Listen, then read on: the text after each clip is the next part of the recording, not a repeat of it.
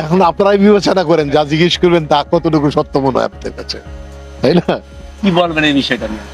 এই বিষয়টা আসলে মানুষের নানান মনের মানুষ পৃথিবীতে আছে, নানান চিন্তায় চলে। আর মানে কখনো কখনো অবাক হই যে যার যেটা বলার কথা না সে সেটা বলেও আসে। কি আলোচনার জন্য, না ভিউজের জন্য, না কেন, না মানসিক ভারসাম্য হারায়, তাও আমি জানি না। এবং আবার আমি যে লেডির কথা বলা হয়েছে উনি কিন্তু পুরো অস্বীকার করতে, এটা সে বলে নাই, সে বলতে এআই।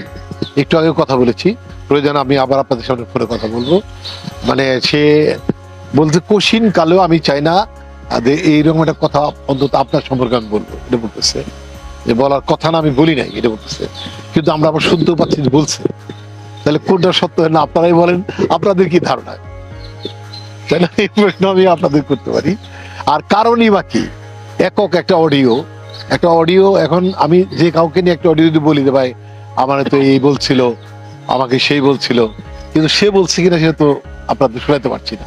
একক অডিও, সেখানে আমার কোনো ভয়েস নাই, সালমার হাজবেন্ড যিনি এমপি তারও কোনো ভয়েস নাই। এখন তারা কি প্রপোজ করেছে কি করে নাই সেটা তো নাই, কিছুই নাই। আর যে কোশ্চেন যে বলেছে প্রপোজ করে, সে নিজেই বলতেছে না আমি এটা আমার ভয়েস নাই, এটা আমি বলতে পারি না, বলার কথা না। আচ্ছা, আমি বলতে চাই যে আসলে আপনার এআই সম্পর্কে আমি যতটুকু জানি, এআই একটা ছবি দিয়ে একটা মানুষের চরিত্রে অভিনয় করাইতে পারে। 30 দিন আগে না করার পরেও করছে, তার মানে এটা ইন্টেনশনালি।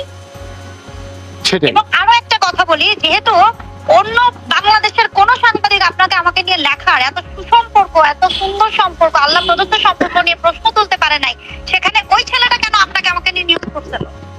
সেটাই আল্লাহ প্রদত্ত একটা সম্পর্ক। আপনার আর আমার সম্পর্কে যদি কেউ আঘাত দিয়ে কথা বলে, তাহলে আল্লাহর আরশ কাঁপবে না? অবশ্যই কাঁপবে। ওরা তো জানে না যে আমি আপনাকে কতটা সম্মান করি আর আপনি আমাকে কতটা সম্মান করেন, ভাবি আমাকে কতটা স্নেহ করে। উল্টো ওই ছেলেটা বলতেছে ভাবি আমাকে দেখতে পারে না, ভাবি আমাকে, আমি নাকি আপনার কি বলে সরকারি পিস্তল নিয়ে নাকি আমি খুন করতে গেছি। এগুলো কোনো কথা? সেটা কিছু যায়, আমার সরকারি কোনো পিস্তলই নাই। আচ্ছা, এনিওয়ে, এটা যা বলে বলুক গা, কিছু যায় আসে না। একটা প্রশ্ন আসেন। আর রিজন হচ্ছে যে কিছুদিন আগে আপনারা হয়তো দেখেন নাই, ভাইয়াকে নিয়ে আমাকে নিয়ে ইন্টেনশনালি একটা নিউজও করা হচ্ছিল, একটা নিউজও করছে এই ছেলেটা আকাশ নিবিড়। এত বড় দুঃসাহস কারো নাই। এটার প্রথম এবং শেষ কারণ হচ্ছে ভাইয়ার আমার সম্পর্কের ফাটল এবং ইমেজ নষ্ট করা।